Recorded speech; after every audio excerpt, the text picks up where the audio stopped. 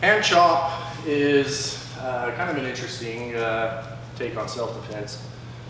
You know, when we think about where Helio grew up in the time period, the rough streets of Brazil, things are a lot different than they are here in the United States.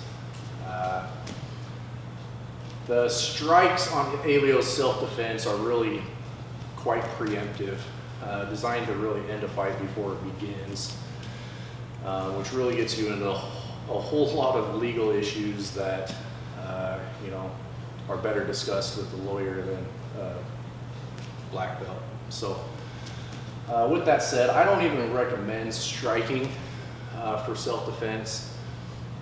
You've got to assume that your opponent's much larger.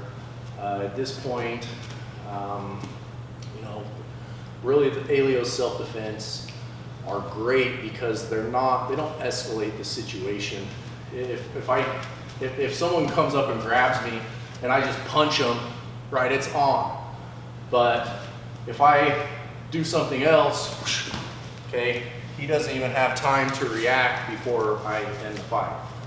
Okay, if I'm a 105-pound woman and I have a 250-pound guy come up and grab me, my punches are going to be completely ineffective. Okay, if I'm a 105-pound woman and this guy gets in my face and I hand chop, if I can even reach him.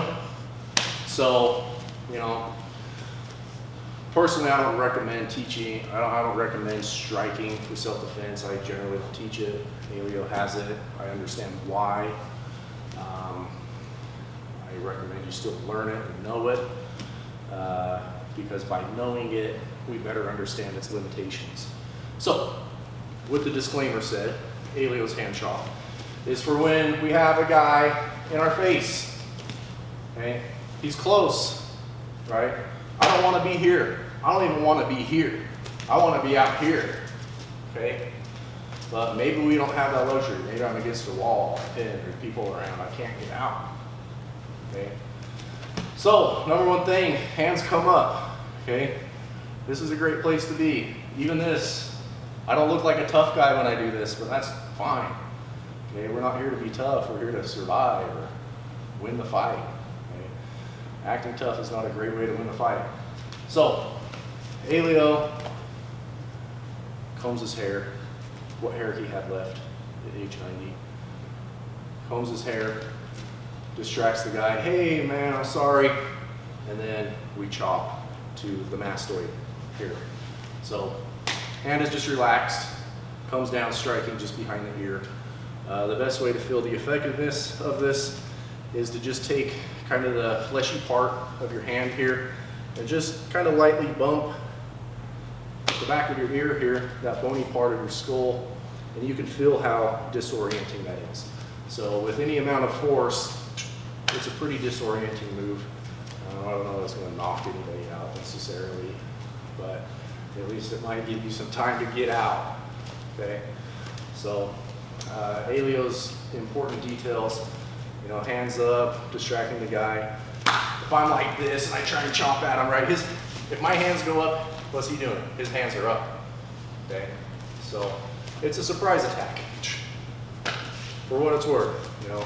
Is it an effective move? Yeah, it works. You can feel it on yourself right now. Do I recommend using it? I don't know. That's kind of your personal decision. So there's a lot better things we can do. The main reason I discourage it is because why? It escalates the situation. If I strike this guy, now it's on. He's coming at me. I'd much prefer if this guy was just grabbing me. He's not punching me here. This is great. I love when people grab me with two hands. Hey man, sorry.